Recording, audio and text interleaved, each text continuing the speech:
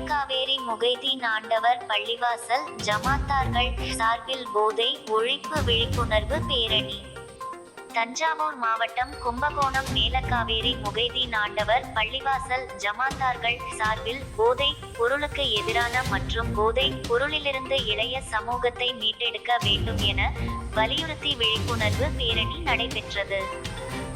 மொய்தீன் ஆண்டவர் பள்ளிவாசலிருந்து தொடங்கிய பேரணி முக்கிய வீதி வழியாக மேலக்காவேரி கடைவீதி நிறைவடைந்தது.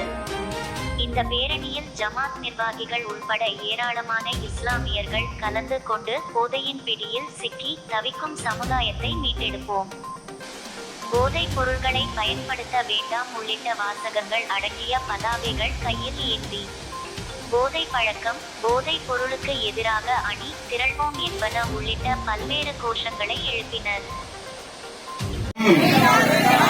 போதை பழக்கம் வேண்டாம், புகைக்காது உயிரும் கெடலாமா, கெடுவதற்கு நாம் விடலாமா, வேண்டாம் வேண்டாம், போதை பழக்கம் வேண்டாம்.